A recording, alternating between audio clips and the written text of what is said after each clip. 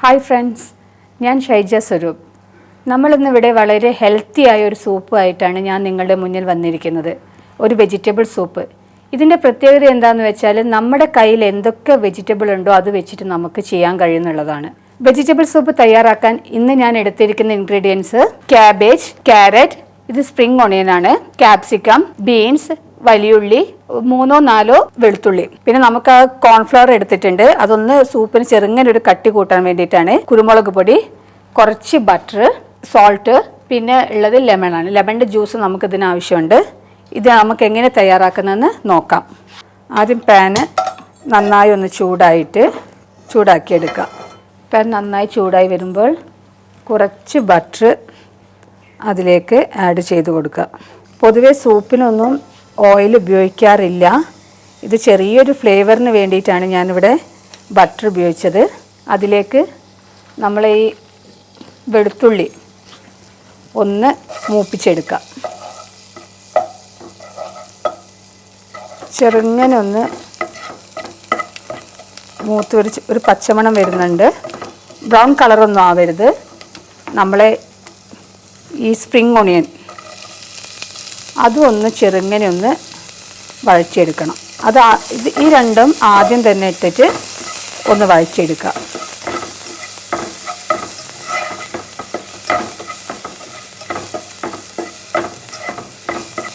അതിനുശേഷം നമ്മളിവിടെ അരിഞ്ഞു വെച്ചിരിക്കുന്ന എല്ലാ വെജിറ്റബിളും ഇതിലേക്ക് ഇട്ടിട്ട് ഒന്ന് വഴച്ചെടുക്കണം. സൂപ്പിന് ഒരിക്കലും ഫുള്ളായിട്ട് കുക്ക് ചെയ്യാൻ പാടില്ല. ഒരു ഹാഫ് വേവിലേ തയ്യാറാക്കാൻ പാടുള്ളൂ. നമുക്ക് ഏത് മഷ്റൂം, കോളിഫ്ലവർ എല്ലാം തന്നെ സൂപ്പിലേക്ക് ആഡ് ചെയ്യാവുന്നതാണ്. എന്തൊക്കെ നമ്മളെ വീട്ടിലുണ്ടാവോ അതൊക്കെ നമുക്ക് വെജിറ്റബിൾ ഉണ്ടാവോ അതൊക്കെ നമുക്കിതിലേക്ക് ആഡ് ചെയ്യാം. ഇതിലേക്ക് കുറച്ച് ഉപ്പിട്ടിട്ട് ഒന്ന് വഴറ്റി കൊടുക്കുക. ഇത് ഹാഫ് വേവ് ആയാൽ മതി. കുറച്ച് നേരം ഇതൊന്ന് റെഡി ആവട്ടെ. ഏകദേശം അതൊരു കാഭാഗം വെന്ത് കിട്ടിയിട്ടുണ്ട്.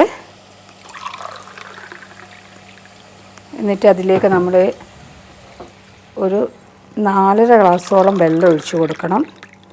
ഞാനിത് ഏകദേശം ഒരു 4 പേർക്ക് കുടിക്കാൻ കണക്കാക്കിയിട്ടാണ് ഉണ്ടാക്കുന്നത്. നന്നായി ഒന്ന് തിളച്ച് വരണം. നമ്മുടെ സൂപ്പ് ഇവിടെ നന്നായി തിളച്ച് വരുന്നുണ്ട്. 5 മിനിറ്റോളം ഇതൊന്ന് ചെറിയ സിമ്മിലിട്ടിട്ട് ഒന്ന് റെഡിയാക്കി എടുക്കണം. അപ്പോഴത്തേക്കും നമുക്ക് സൂപ്പിന് കട്ടി കൂട്ടാനുള്ള കോൺഫ്ലവർ ഒന്ന് തയ്യാറാക്കാം. 2-3 സ്പൂണോളം കോൺഫ്ലവർ എടുത്ത് നമ്മൾ ഈ സൂപ്പിൻ്റെ ഈ വെള്ളത്തിൽ തന്നെ ഇതൊന്ന് നന്നായി കലക്കിയെടുക്കാം.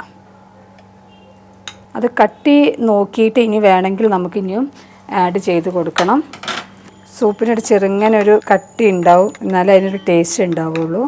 കോൺഫ്ലവർ നന്നായിട്ട് ഒന്ന് മിക്സ് ചെയ്ത് കട്ടിയൊന്നും കൂടാണ്ട് തന്നെ മിക്സ് ചെയ്ത് വെക്കുക.